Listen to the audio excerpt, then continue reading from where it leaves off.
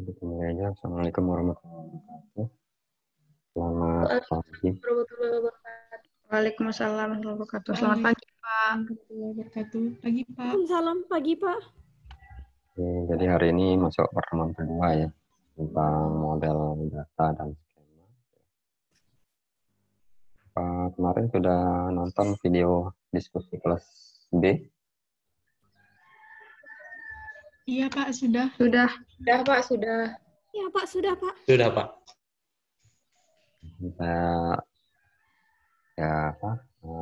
jelaskan lagi ya. Saya mungkin nggak sedetail kemarin, lumayan lama juga kemarin. Ya mirip seperti merekam. Nanti kita sambil diskusi ya, tanya jawab tentang model data dan skema. Jadi langsung saja.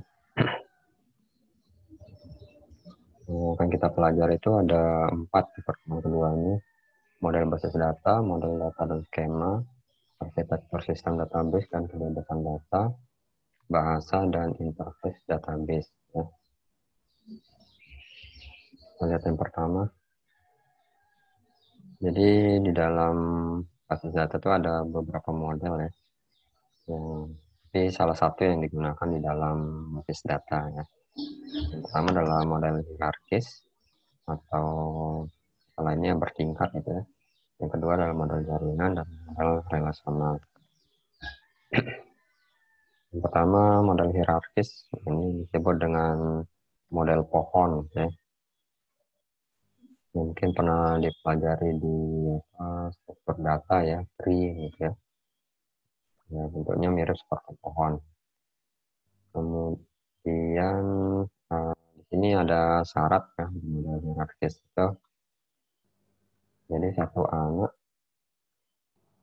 itu hanya boleh memiliki satu orang tua saja. Itu syaratnya. Kemudian ada istilah yang lain di situ ada istilah field ya. Field itu kalau kita bahas dari video sebelumnya itu adalah kolom-kolom. Jadi setiap simpul menyatakan kumpulan dan kumpulan ya tabel lah gitu ya. Kemudian suatu simpul node yang terhubung ke simpul pada level di bawahnya itu kita sebut orang tua. Jadi kalau ada simpul yang memiliki cabang di bawahnya itu kita bisa sebut dengan orang tua simpul tersebut. Sedangkan yang dihubungkan oleh orang tua itu kita sebut dengan anak. Jadi di atasnya orang tua nanti ada panah itu ya cabang gitu ya. Di bawahnya ada simpul anak. Kemudian yang ketiga itu ada istilah daun. Di sini simpul yang tak memiliki anak. Berarti tidak ada lagi simpul yang ada di bawahnya, di level bawahnya. Jadi merupakan simpul terakhir yang kita sebut dengan daun. Kemudian yang ketiga, selanjutnya istilah selanjutnya ada cabang gitu ya. Jadi hubungan orang tua dan anak berupa panah atau garis. Nah ini gambarannya ya. Jadi misalnya di sini ada dosen Siti Nurbaya gitu ya, memiliki, jadi panah ini ya cabang gitu ya, istilah cabang. Memiliki anak MK basis data dan MK pemrograman ya. Jadi dosen Siti Nurbaya, dosen Datuk Maringgi, mata kuliah ini yang membentuk suatu model orang tua dan anak ya. Jadi dosennya adalah orang tuanya, mata kuliah ini yang level mata kuliah basis data pemrograman matematikanya adalah anaknya.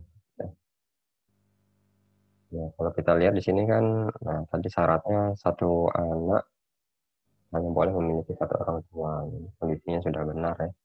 Basis data kan orang tuanya hanya dosen Siti Nurbaya saja, nggak juga dosen Datuk Maringgi gitu ya. Jadi satu anak memiliki satu orang tua. Kemudian, nah, mata kuliah basis data ini bisa juga menjadi orang tua kalau kita melihatnya dengan hubungan yang di bawahnya, misalnya mahasiswa, namanya Rudi, Asti, Dani, Dina, Edi, Warti, dan Warto. Ya, jadi MK basis data, MK penguraman, MK matematika itu bisa kita sebut dengan orang tua karena dia memiliki cabang di level bawahnya lagi gitu ya. Jadi ini adalah yang bawahnya adalah mahasiswa gitu.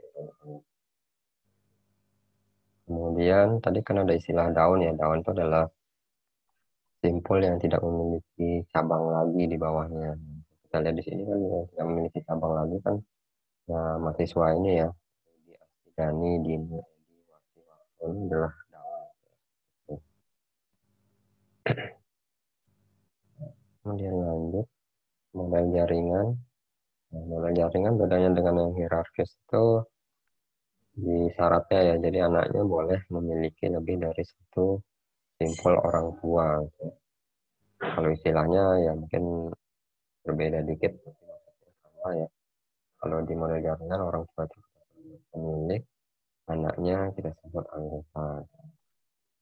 Tapi maksud dan tujuannya sama seperti yang hierarkis. Cuma syaratnya aja ada penambahan, ada kelebihan gitu ya, memiliki lebih dari satu simpul orang tua. Nah, kalau kita lihat ini seperti contoh yang tadi yang hierarkis, cuma ada penambahan di sini ya. Di mata kuliah penguraman itu, nah Dani nih, Dani kan anak ya. Dani memiliki dua orang tua, basis data dan pemrograman. Kemudian ada penambahan yang lain juga, Edi memiliki orang tua pemrograman dan matematika. Gitu ya. Tetapi penerapannya di dunia nyata, ya kan kalau di dunia kampus gitu ya, perkuliahan, ya logika seperti model jaringan ini ya sesuai ya daripada yang model hierarkis tadi. Karena kan orang mahasiswa kan bisa saja memilih mata kuliah yang lebih dari satu gitu. Kalau yang tadi hierarkis kan hanya satu saja. Kalau setiap tahun, setiap semester ambil satu mata kuliah ya kapan lulusnya gitu kan. Oke, kemudian model relasional gitu ya. Ini merupakan model yang paling sederhana sehingga mudah digunakan dan dipahami serta paling populer saat ini.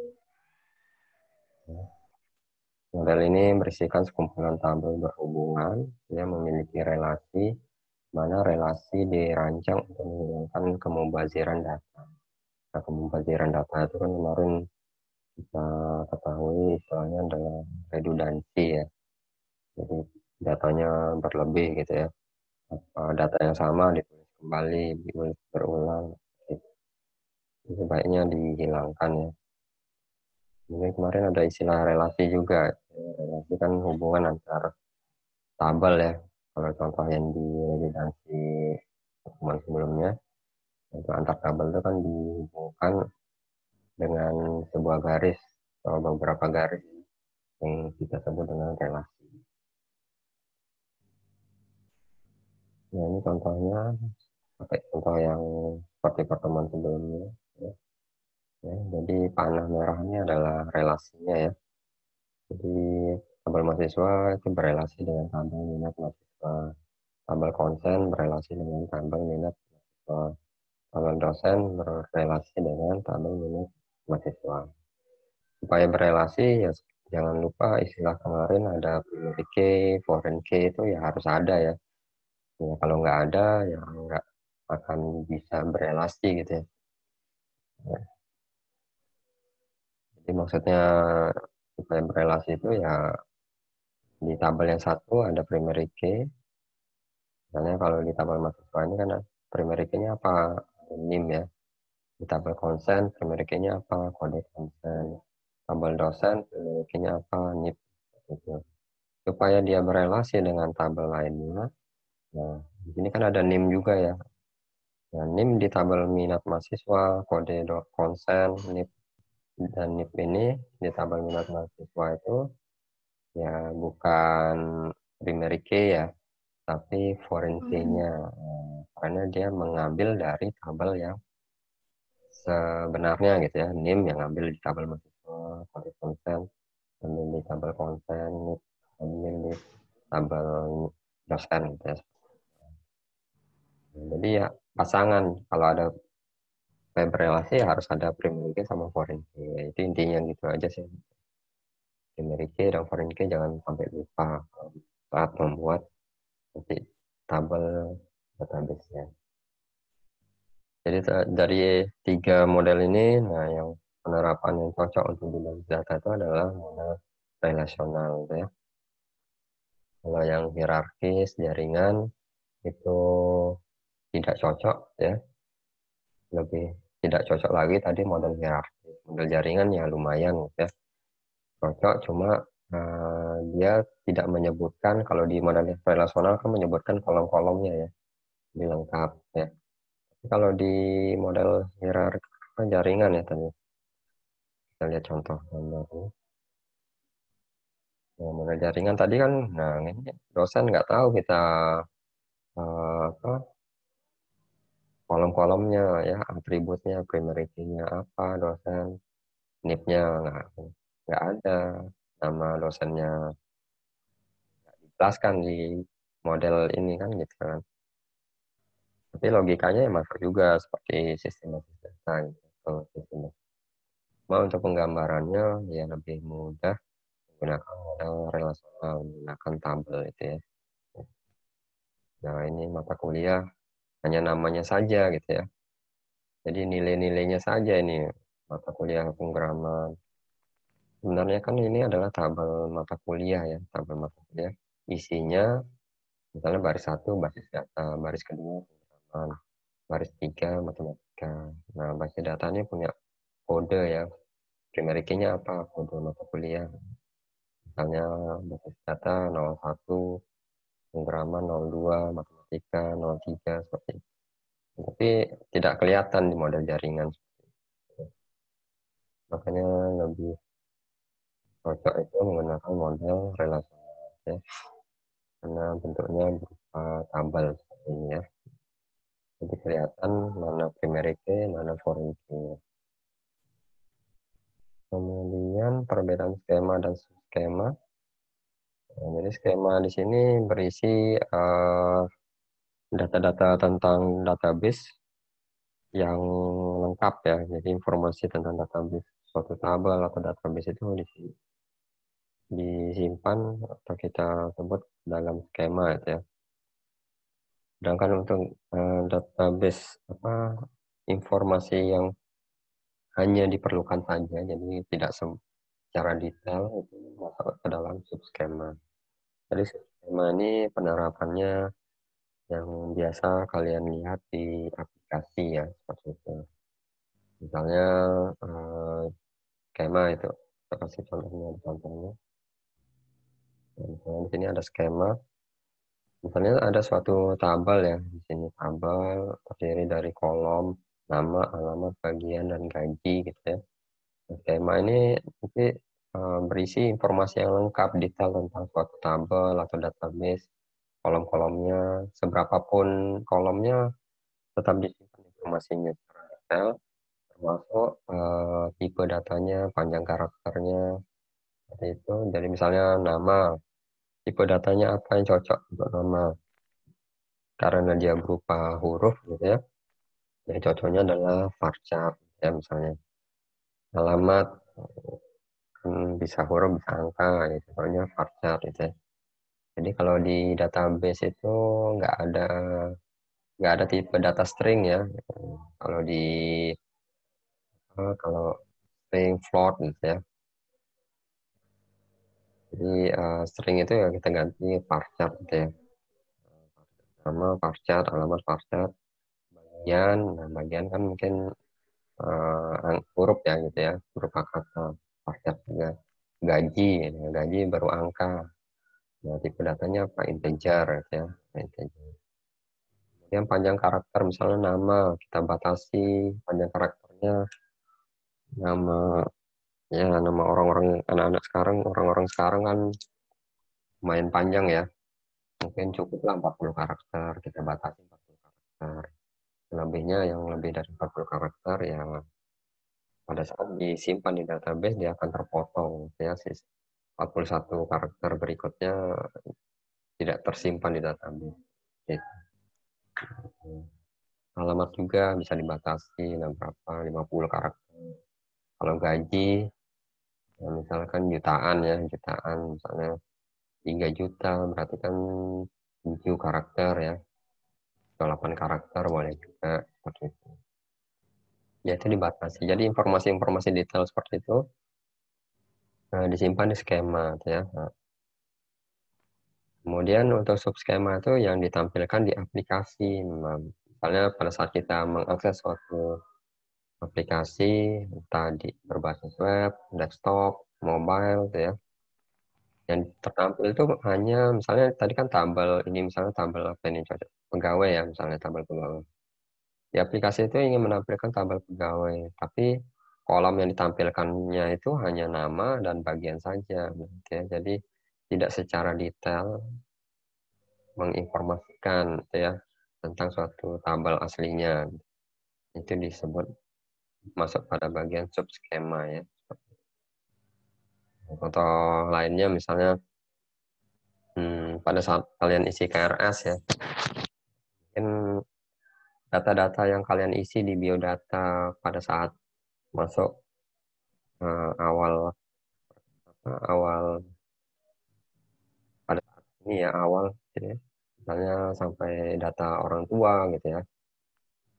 Itu pada saat kita isi KRS tabel mahasiswa yang seperti nama orang tua itu kan nggak perlu ya ditampilkan pada saat kita isi KRS kan, jadi beberapa itu disembunyikan. Jadi jika kita ingin mengisi KRS mungkin yang diperlukan saja ya, misalnya nama, IPK sebelumnya, IP sebelumnya gitu ya. Oke, nanti bisa dihitung jatah untuk ambil SKS berikutnya berapa gitu kan. Seperti itu. Jadi nggak semua detail itu harus ditampilkan, tapi seperlunya saja. Untuk kedepannya nanti pada saat kalian membuat program gitu ya, aplikasi, itu ya nggak mesti ya semua tabel itu ya kalian harus isi semua gitu ya. Kecuali pada saat nanti ada menu edit edit data ya, edit data ya perlu juga, berarti kan menampilkan semuanya kan, semua kolom bisa. Jadi kalau untuk melihat ya nggak mesti semua data ya kita lihat. Ini sesuai dengan keperluan. Kemudian yang kedua adalah model data dan skema ya. Ini arsitektur database telah mengalami evolusi dari sistem monolitik hingga modular itu berupa client server. Jadi yang seperti disebutkan di pertemuan sebelumnya itu ada istilah yang tradisional gitu ya. Jadi tradisional itu dalam satu aplikasi itu memiliki database sendiri-sendiri ya. Misalnya kemarin ada aplikasi akademik, database-nya sendiri, aplikasi keuangan, database-nya sendiri, aplikasi alumni, database-nya sendiri. Ya. Jadi memiliki database sendiri-sendiri. Ya. Tapi karena perkembangan sekarang internet sudah sangat membantu ya dalam proses penyimpanan data, jadi ada istilah client server. Jadi cukup menyimpan data tersebut di server di satu tempat dan bisa diakses oleh aplikasi yang berbeda. Misalnya tadi database-nya satu tempat aja, tuh satu server gitu ya. Jadi aplikasi akademik tadi, ya aplikasi keuangan, aplikasi alumni itu ya cukup mengakses lewat jaringan internet itu ya ke server saja. Jadi nggak perlu database-nya disimpan di komputer masing-masing. Nah itu kan lebih boros jadinya, lebih boros penyimpanan. Jadi kedepannya itu sistem monolitik ini diharapkan sudah mulai banyak dikurangi ya penggunaannya.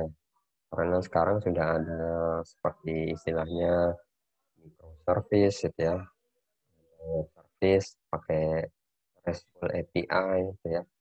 Jadi database-nya eh, diakses menggunakan API gitu ya. Dan nanti coba-coba cari di internet seperti apa web service, microservice ya, gitu.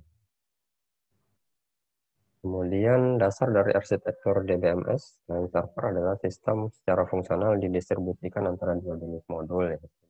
Tadi kan ada istilah client server ya, kliennya dia di sisi kita user yang tertampil di laptop komputer itu kok termasuk client ya, modul client.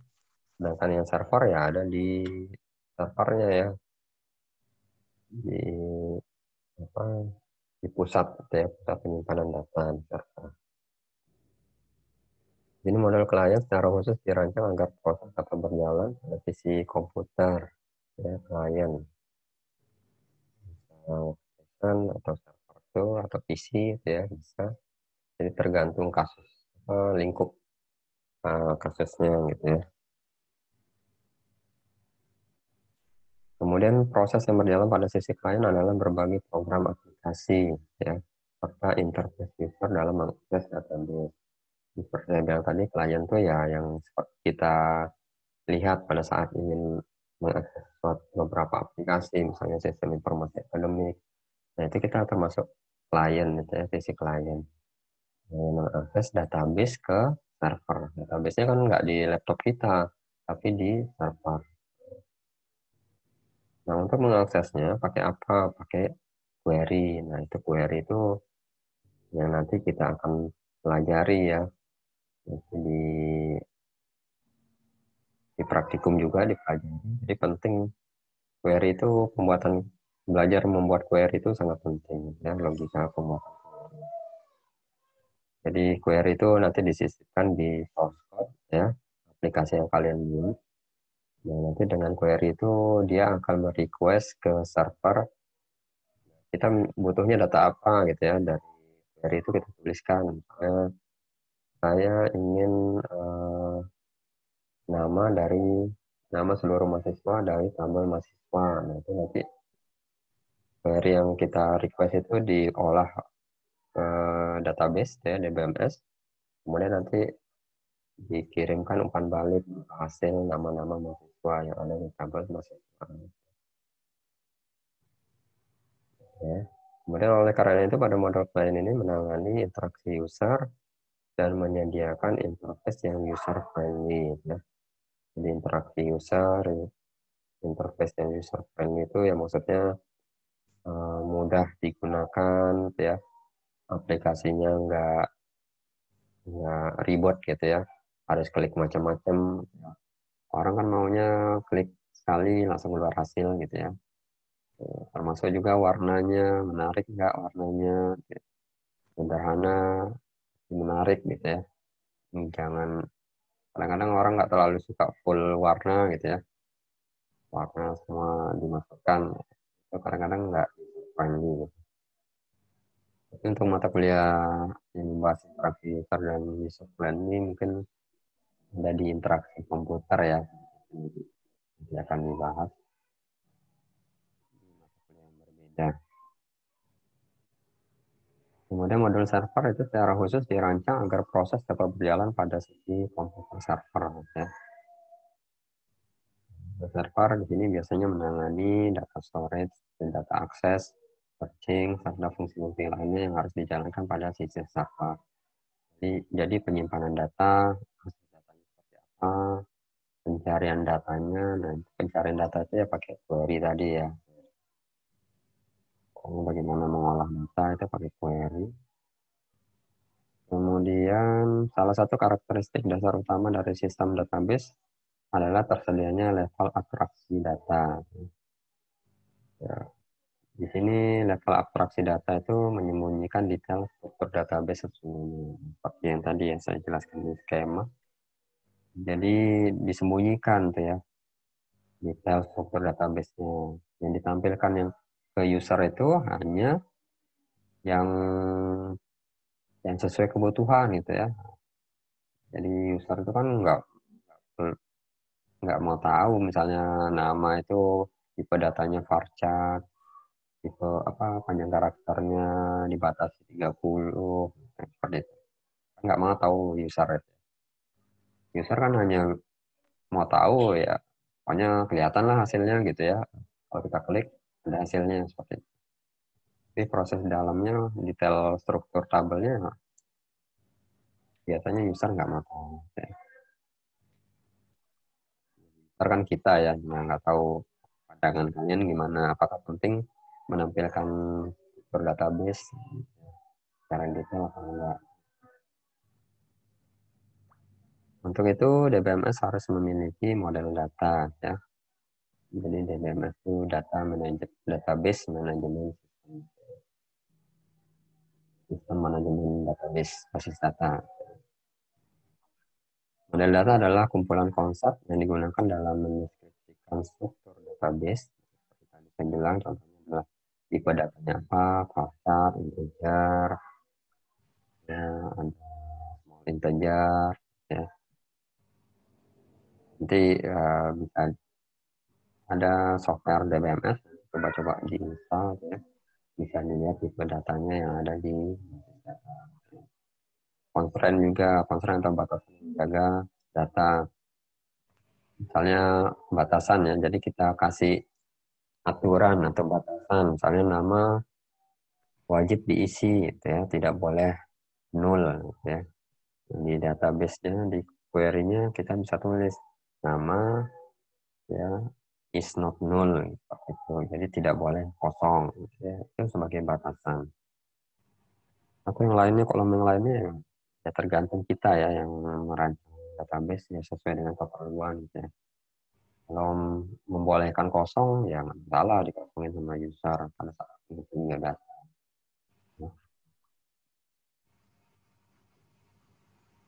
Kemudian kebanyakan model data itu berupa operasi dasar, ya. Pertama adalah query, mencari data atau mendapatkan data, melihat data gitu ya, update data, delete data, modifikasi. Ya. Kemudian umumnya operasi dalam model data menentukan aspek dinamis. Misalnya suatu data gitu. Nah, kita ingin merubahnya, misalnya alamat kita sudah pindah ya, berarti kita update gitu ya isinya. Itu bisa, jadi sifatnya kan dinamis, jadi nggak seperti statis nilainya itu saja tetap ya, tapi bisa kita ubah.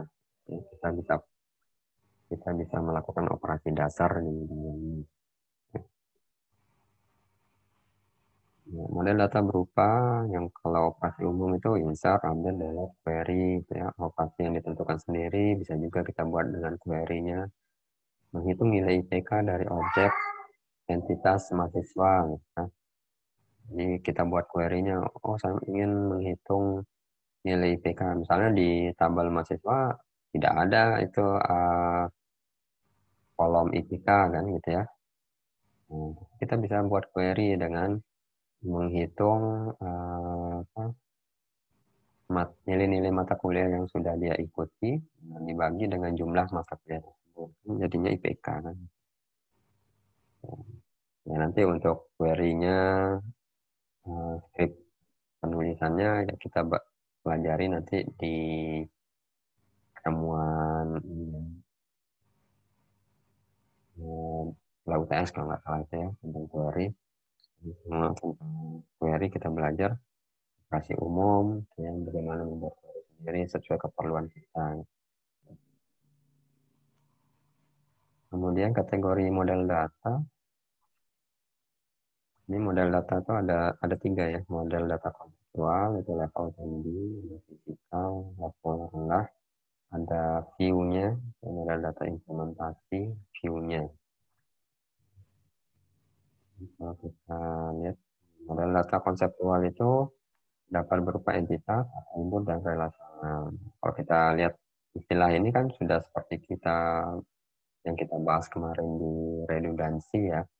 Ada tadi contoh yang tadi, yang tabel mahasiswa, tabel minat mahasiswa, tabel konsen, tabel dosen.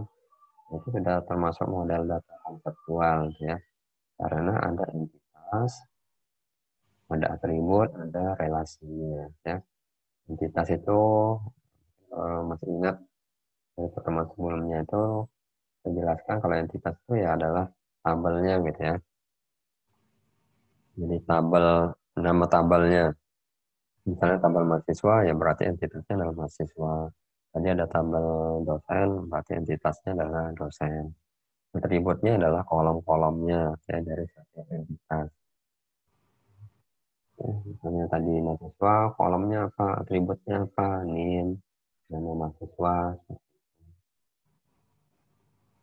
Kita sini gambaran dari objek atau konsep database, misalnya pegawai, proyek, mahasiswa, dosen, dan memiliki atribut. Ditekankan ya, dan memiliki atribut. Jadi sekiranya kalau kita membuat entitas, ternyata dia tidak memiliki atribut, nah berarti kita bisa menganggap bahwa apa yang kita buat itu bukan entitas, tapi atribut. Ya. Jadi jangan sampai salah nanti membuat entitas. Ya. Jadi ada yang membuat entitas, entitas nama gitu ya. Nama itu ada atributnya lagi enggak gitu ya. Ya, kan kalau entitas kan harus punya atribut ya. Nama itu ada atributnya lagi enggak ada gitu ya. Berarti nama itu tidak cocok kita sebut dengan entitas. Gitu. Kemudian atribut. Atributnya berhubungan dengan entitas tadi yang melekat pada entitas. Jadi yang menjelaskan entitas tersebut ya. Misalnya atribut entitas mahasiswa itu dijelaskan dengan adanya atribut NIM ya. Atau ini NRP.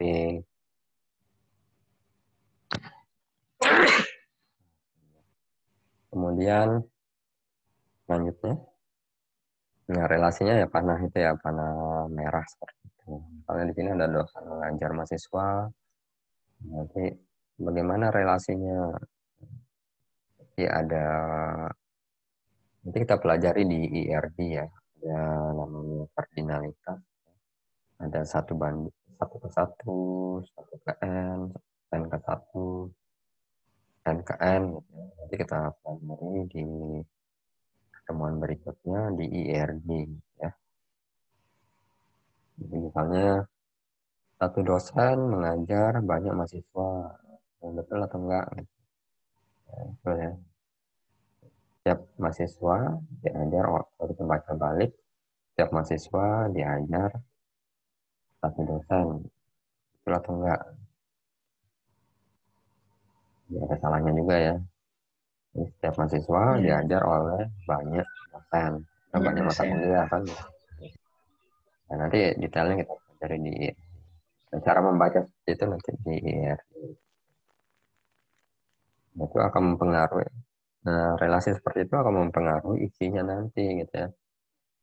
Kalau kita tulis tadi satu dosen hanya mengajar mahasiswa, misalnya, jadi hubungannya seperti ini nanti, jadi seperti yang hierarkis gitu ya. Jadi tadi dosen Siti Nurbaya hanya mengajar si Rudi saja, tapi Rudi tidak bisa diajar oleh dosen lain. Ya. Itu nanti mempengaruhi isi tabelnya nanti, logika relasi. Nanti di IRD kita perjelas lagi. Kemudian skema instan dan state database ya, dalam model data sangatlah penting untuk dapat membedakan antara deskripsi database dan data ya, dalam database itu sendiri. Jadi tadi deskripsi database ini ya yang berisi detail-detail tabelnya, database-nya gitu ya, tipe datanya tadi, dan kita harus bisa membedakan datanya. Data itu yang mana? Data itu ya record yang terekam ya. Misalnya tabel mahasiswa. Nah, tadi kan ada NIM gitu ya. NIM kalian kan tipe datanya apa? S1D kan gitu ya. 019 bla bla bla gitu ya. Berarti kan cocok tipe datanya adalah karena ada huruf dan angka berarti pakai varchar ya. Kemudian panjang karakter dari name itu kita batasi 9 karakter kan, name kalian kan 9 karakter ya. Nggak boleh kurang, nggak boleh lebih. Ya, kita batasi. Nah, kalau data ya isi datanya, misalnya baris per baris, setiap baris isi datanya gitu ya. Data mahasiswa 1, data mahasiswa 2, ya, data mahasiswa 3, sampai terusnya gitu ya, sampai ribuan data. Kemudian itu perlu dibedakan ya antara deskripsi database sama datanya. Nah, istilah lain dari deskripsi database ini adalah skema database ya.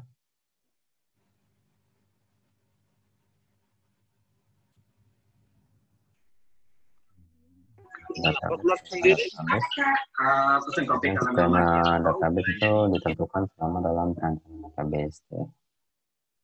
Jadi perancangan database itu ya termasuk membuat IRD gitu ya. Itu termasuk perancangan database. Jadi perlu ya. Nanti ada istilahnya, ada normalisasi gitu ya. Nanti kita belajar pelan-pelan gitu ya. Enggak harus biasanya tidak selalu mengalami perubahan ya skema. Ini ada istilahnya apa dalam skema database digambarkan dalam bentuk skema diagram ya, yang menampilkan struktur tiap tipe record data pada tiap-tiap entitasnya, constraint yang terjadi serta constraint yang terjadi pada tiap entitas. Ya, jadi seperti tadi ya, constraint-nya tidak boleh nol seperti itu, harus angka atau apapun gitu ya, itu bisa dibatasi. Di sini contoh skema database relasional, bentuknya seperti ini. Ya, model apa mirip seperti model relasional ya. Kalau model relasional kan contohnya tadi tabel ya. Kalau ini ya hanya kolom-kolomnya saja digambar. Di sini ada kolom tabel employee, departemen location, project, work on, dependent ya.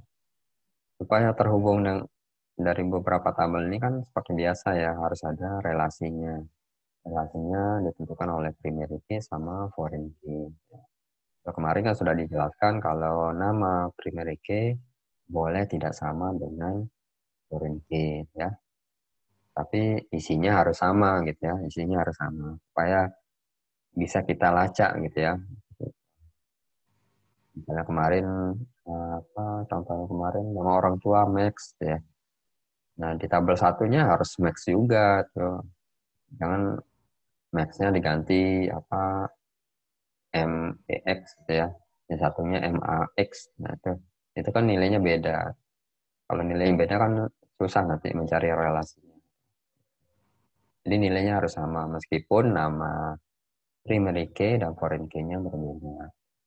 Tapi ya saran saya sebaiknya dibuat sama saja ya, supaya nanti pada saat kita melakukan query ya nggak terlalu bingung ya. Jadi kalau namanya sama, oh berarti ini satunya primary key, satunya foreign key gitu ya. Tapi ya tergantung kalian ya, mau pakai nama yang berbeda nggak masalah. Contohnya di sini namanya berbeda, misalnya di employee, primary key-nya ada SN, employee ini berhubungan dengan tabel, kalau kita lihat panahnya, garisnya, nah ada work on, ada dependent ya. Nah, di work on ini foreign key-nya namanya adalah ESSN ya. Sama juga di dependent ESSN itu nama foreign key-nya. Padahal isinya sama seperti SSN ya, yang ada di employee. Ya. Tapi nanti kalau mau pakai di sini nggak usah pakai SSN aja ya nggak masalah gitu. Kan namanya sama. Ini juga the number yang ada di departemen ini kan sebagai primary key ya di departemen itu berelasi dengan tabel employee itu dengan foreign key namanya DNO ya. Maksudnya sama gitu ya. Di number DNO nomor gitu ya. Nomor gitu. Jadi salah saya ya supaya nggak bingung ya disamakan aja sih gitu ya. secara nama primary key sama.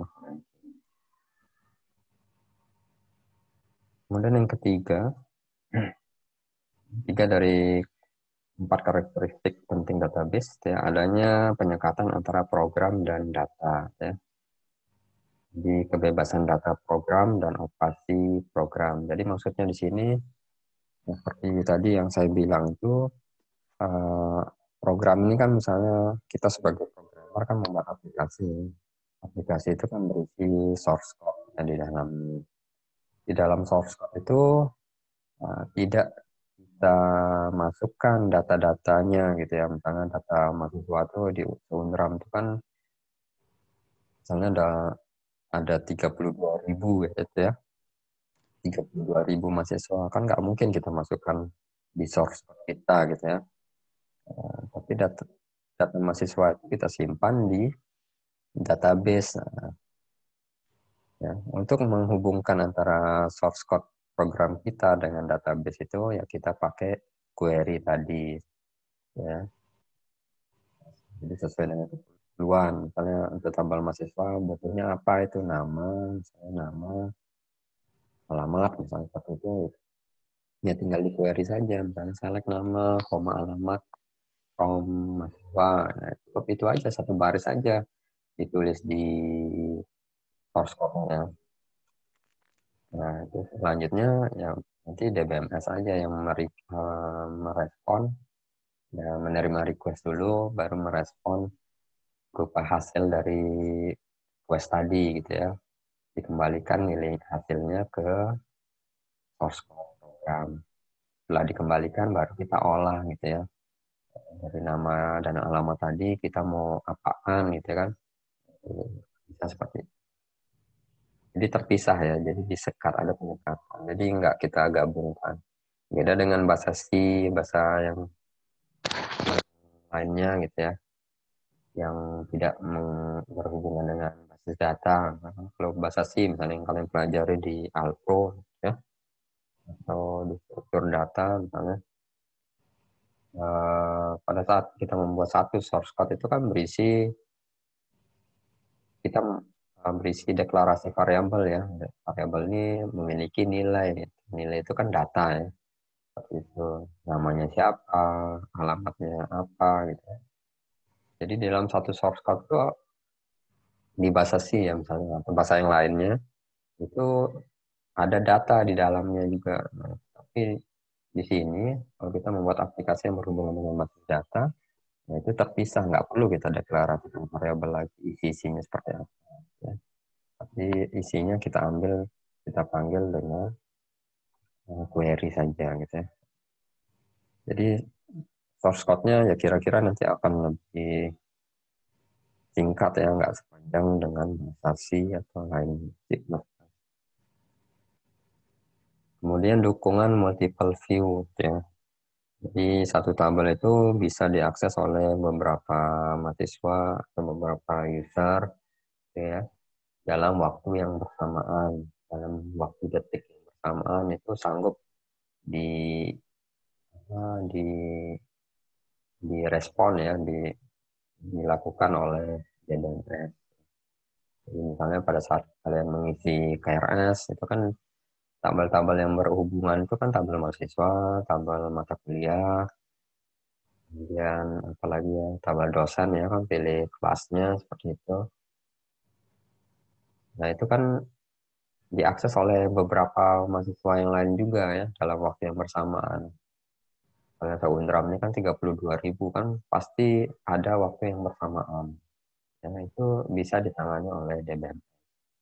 Jadi nggak perlu mengantri mahasiswa A harus selesai dulu di KRS-nya lanjut siswa B. Nah, kapan selesainya kalau sebanyak 32.000 itu hanya ada multiple view bisa ditampilkan berbarengan. Kemudian yang ketiga adalah menggunakan katalog untuk menyimpan deskripsi database. Jadi tadi deskripsi itu yang detail-detail database ya, struktur database-nya. Istilah katalog ini nama lainnya bisa super metadata gitu ya, atau kamus kamus data, kemudian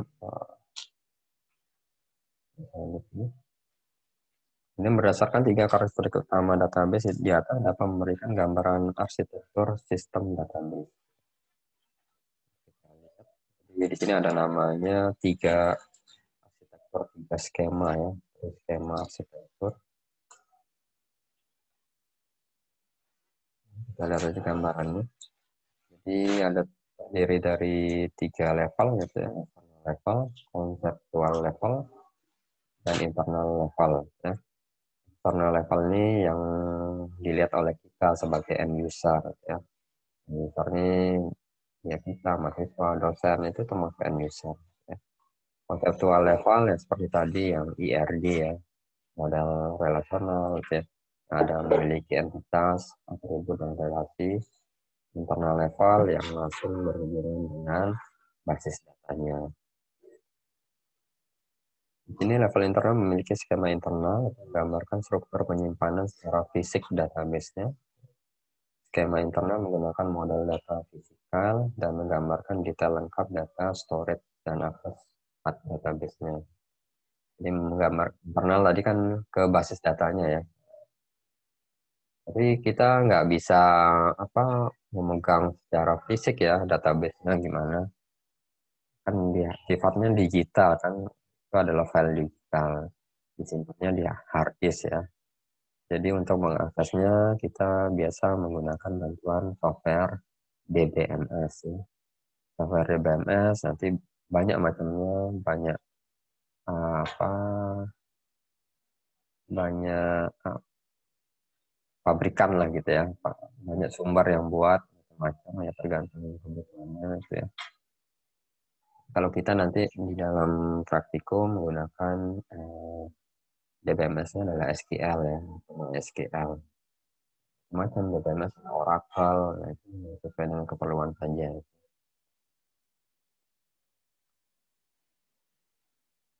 Tapi untuk mempelajari DBMS yang lain ya mirip-mirip gitu ya, setidaknya kalian belajar dulu yang SQL, nanti untuk mempelajari yang lain itu akan lebih mudah ya, karena mirip-mirip. Jadi untuk mempelajari yang lain itu saya rasa nggak butuh waktu lama karena kita sudah tahu dasar SQL, teori-teori ini seperti apa. Paling beda format aja ya, format penulisannya. Kemudian level eksternal atau view itu mencakup sejumlah skema yang ditampilkan ke user ya tadi ya. Paling konseptual tadi yang ada entitas, tipe datanya, atribut, relasi, ya, constraint itu termasuk konseptual. Kemudian data independence itu kebebasan data ya. Arsitektur 3 skema selanjutnya dapat digunakan untuk menjelaskan konsep dari data independence. Jadi bebas, yang satunya diubah, dia tidak akan mempengaruhi secara langsung level yang di atasnya. Seperti itu maksudnya, kebebasan data. Jadi kalau nggak bebas, kita ubah sedikit aja, yang lain ikut berubah. Nggak seperti itu ya. Dan di sini ada 2 jenis data independence ya. Ada logical data independence. Di sini maksudnya kalau kita merubah skema konseptual ya. Nah, kalau kita merubah konseptual, misalnya tadi ada yang entitas, ada atributnya, ada relasinya, itu tidak secara kan level di atasnya, kalau diagram tadi yang kita lihat tadi kan di atasnya adalah level eksternal ya. Nah, dia tidak akan mempengaruhi level yang di atasnya, level eksternal. Ya. Soalnya saya di skema konseptual itu saya merubah ini kan tipe datanya ya. Saya merubah tipe datanya misalnya dari name menjadi yang sebelumnya varchar misalnya jadi integer gitu ya. Atau yang contoh lainnya misalnya name tadi panjang karakternya ada 9, saya ubah jadi 11. Ya kan di eksternal, di view yang kita sebagai end usernya kan nggak tertampil juga itu ya, nggak akan mempengaruhi tampilan yang kita buka gitu. Jadi itu kebebasan data. Kalau yang physical data independence, kalau kita merubah yang internal ya, Jadi otomatis yang level di atasnya itu akan adalah level konseptual ya, jadi nggak mempengaruhi juga. Ya. Kemudian yang terakhir adalah bahasa dan interface database. DBMS merupakan perantara antar user dengan database. Nah, tadi seperti saya bilang, kita tidak bisa mengakses database-nya secara fisik ya, tapi pakai software ya, kayak perantara DBMS. Ya. Kemudian cara komunikasi itu diatur dalam suatu bahasa khusus ya. Nanti kita menggunakan SQL. Bahasa lain ada DBase, ada Quell ya. Itu ya mirip-mirip lah gitu ya. Tapi kita fokuskan ke SQL dulu ya. Pembelajaran ini ya, SQL. Kemudian, nah ini bahasa database itu kita bagi menjadi dua bentuk, yaitu DDL dan DML. DDL itu data definition, DML data manipulation. Ya. Jadi yang ini DDL dan DML ini sebagai materi nanti di query dan dipraktikkan juga ya. Jadi untuk detailnya nanti pertemuan selanjutnya ya akan dibahas per materi ya, per pertemuan untuk DDL dan tapi untuk saat ini saya jelaskan sedikit saja supaya tahu DDL itu apa gitu ya. Di sini DDL digunakan dalam membuat tabel baru gitu ya. Jadi kalau kita menginstal tadi DBMS gitu ya, itu kalau kita install nanti biasanya sekarang sudah ada seperti One Server gitu ya. Nah, nanti coba kalian cari ya di internet. Download softwarenya, install aja. Kita biasa pakai One Server gitu ya. Ada juga yang pakai XAMPP gitu ya. Jadi ini sudah satu program yang di dalamnya sudah ada paket-paket ya, sudah lengkap paketnya, ada paket MySQL-nya gitu ya, ada Apache-nya gitu ya. Nanti bisa coba di download. Nah, kalau kita install itu ada interface-nya ya, interface-nya. Jadi memudahkan sebenarnya, tinggal klik-klik saja interface-nya. Kalau ingin membuat tabel ya tinggal klik-klik saja gitu ya. Tapi di kuliah basis data itu enggak itu yang diharapkan, tapi bagaimana membuat tabel contohnya itu kita buat dengan menggunakan query gitu ya, seperti karena query itu kan seperti saya bilang tadi akan disisipkan di source code. Nah, nggak mungkin kan interface-nya kita sisipkan di source code kan nggak mungkin. Kita sebagai programmer ya harus tahu ya query itu seperti apa. Kemudian hasil dari kompilasi perintah DDL itu berupa kumpulan tabel yang disimpan dalam file khusus kamus data. Tadi istilahnya adalah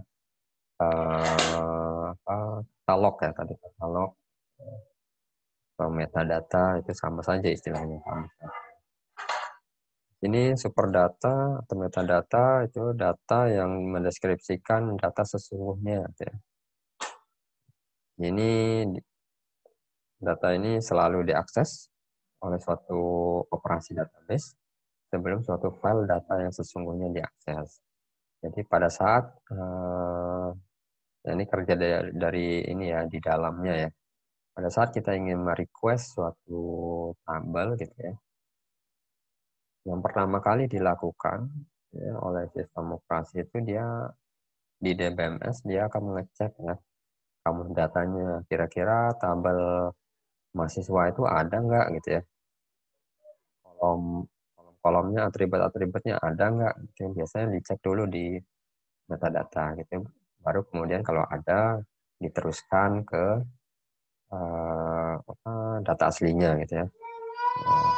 Kalau tidak ada di awal ya, kalau tidak ada berarti kan data tidak ditemukan, langsung diumpan balikan ke usernya ya. Data tidak akan ditemukan. Jadi nggak perlu ada proses pengolahan data lagi karena sudah di awal, karena sudah nggak ditemukan di kamus data, berarti kan datanya memang nggak ada kan gitu ya. Jadi mengurangi waktu pemrosesan data juga. Kemudian DML itu digunakan dalam memanipulasi dan pengambilan data pada database. Saya balik dulu tadi, DDL itu lebih ke membuat tabel ya, dan struktur tabelnya ya. Kemudian DML, kalau DML itu lebih ke arah datanya gitu ya. Kalau yang DDL tadi struktur tabelnya gitu ya. Kita membuat kolom, berapapun kolomnya itu pakai masuk ke dalam DDL. Untuk DML itu lebih ke arah isinya ya. Misalnya kita ingin mengubah nama mahasiswa yang sebelumnya A menjadi B gitu ya. Kita menghapus data A, mahasiswa A tersebut. Nah, itu masuk di DM. Ya. Jadi memanipulasi. Termasuk yang kalian lihat di layar komputer ya atau laptop ya. Dan misalnya mengakses SIA gitu ya. Yang tertampil di layar itu adalah merupakan manipulasi ya. Masuk DML. Kadang-kadang kan seperti yang di awal, data yang di tabel sebenarnya itu kan banyak ya kolom-kolomnya. Tapi pada saat ditampilkan di layar komputer ya sesuai dengan keperluan saja, jadi nggak semua tabel. Itu memanipulasi.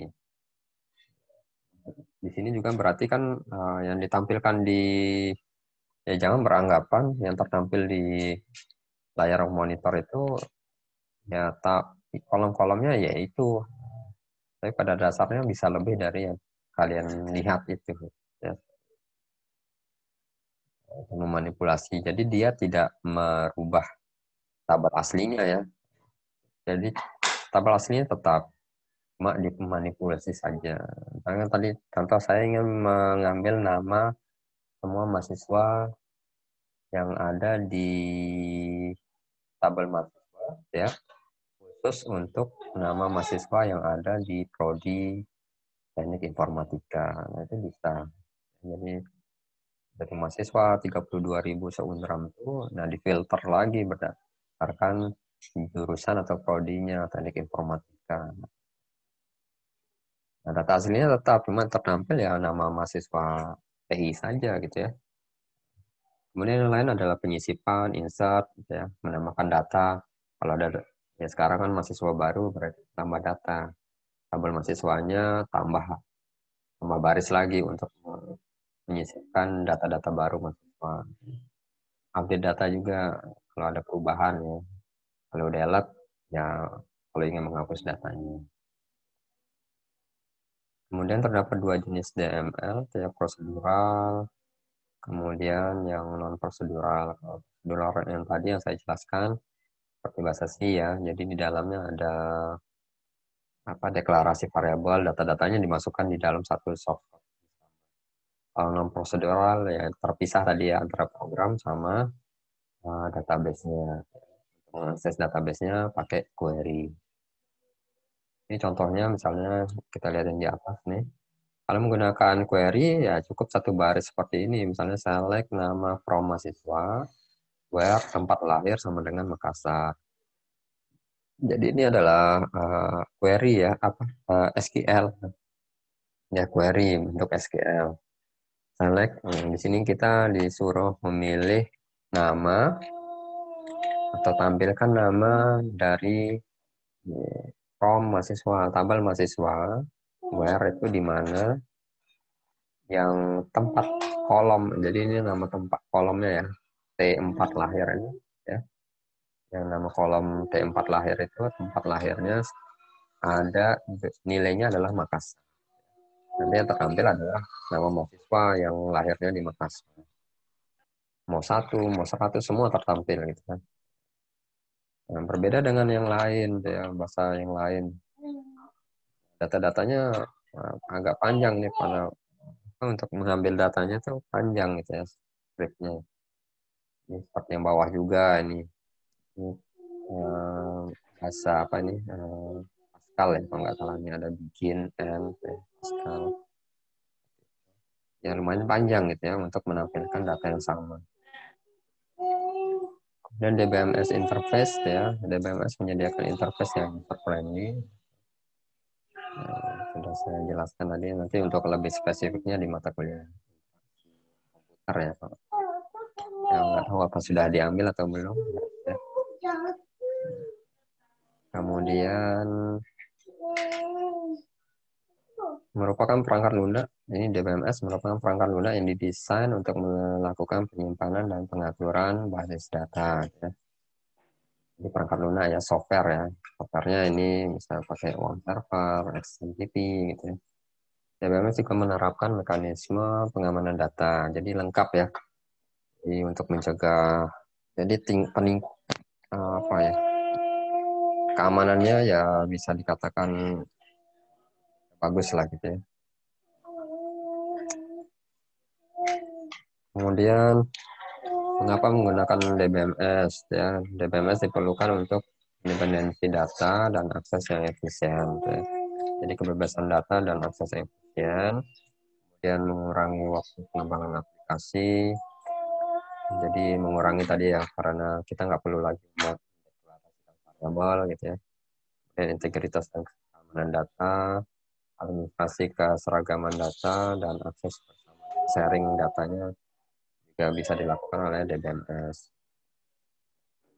Komponen utamanya perlu dipikirkan itu adalah perangkat kerasnya ya, tipe prosesor, kapasitas memori, kapasitas media penyimpanan data. Jadi pada saat kita ingin membuat suatu menginstal DBMS perlu dipikirkan ya tipe prosesnya. Tergantung kasusnya, misalnya untuk Unram ya yang cocok servernya apa. Misalnya kalau server itu biasanya pakai Intel Xeon gitu. Kapasitas memori, kapasitas media penyimpanannya perlu dipikirkan, harddisknya. Jadi misalnya aplikasi penjualan online itu kan pasti lebih banyak butuh penyimpanan data ya daripada universitas. Universitas itu kan sibuk-sibuknya itu ya setiap semester ya, akhir semester isi KRS, masuk mahasiswa baru. Kalau penjualan data itu ya, penjualan online itu butuh datanya masuk setiap hari gitu, tambah terus setiap hari. Itu perlu dipikirkan. Jadi tergantung kasusnya. Ini sudah dijelaskan tadi, ada multi user, ada kebebasan data ya. Perangkatnya software DBMS. Kemudian ini pengguna akhir, ini ada end user. Jadi yang mengakses DBMS itu ada 3 ya, end user, kita sendiri melalui aplikasi ya, pemrograman aplikasi yang berhubungan dengan source code, administrator database yang langsung berhubungan dengan basis data. Ya. Oke, jadi kalau kita lihat dari gambarnya ini semua berhubungan dengan DBMS. Saya percepat aja ya, sudah mau jam 10. Kemudian di sini ada, nah tadi alurnya ini end user ya melalui aplikasi database ya. Kemudian dari DBMS bisa mengakses basis data. Programmer bisa ke aplikasi basis data.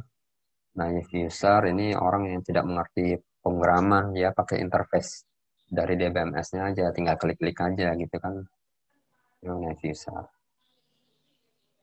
Contoh DBMS-nya ya, kita ke MySQL, tadi ada Oracle. Kemudian nah ini materinya udah habis ya. Nanti silakan dipelajari dulu, baru dipahami dan dijawab. Kira-kira ada pertanyaan nggak materi kita di pertemuan kedua ini? Silakan, ada yang bingung. Selamat siang, Pak. Ya, gimana? Selamat. Saya berat absen, Pak, karena sinyal tadi, Pak. Kuota mau habis, Pak. Maaf, Pak. Yang lain gimana? Mau tanya yang lain? Saya juga, Pak, belum absen. Sinyalnya terganggu, Pak. Tanya kan di Beraja.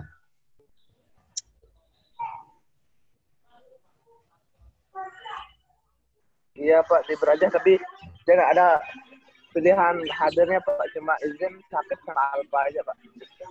Karena telat, kan saya batasi 30 menit. Setengah 9 sampai jam 9. Jam 9 lewat itu hanya hilang, hadirnya hilang. Kan sudah kesepakatan kemarin.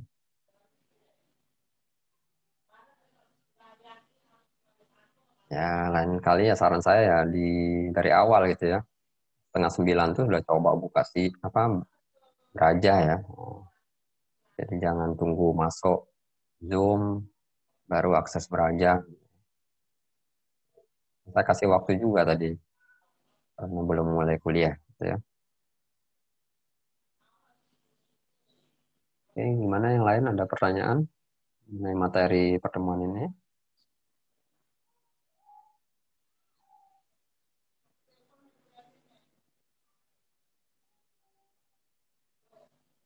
Gimana, nggak ada? Nggak ada, saya cukupkan sekian ya. Terima kasih, sampai ketemu di pertemuan berikutnya ya. Assalamualaikum warahmatullahi wabarakatuh. Selamat siang. Oke Pak. Waalaikumsalam warahmatullahi wabarakatuh. Waalaikumsalam warahmatullahi wabarakatuh.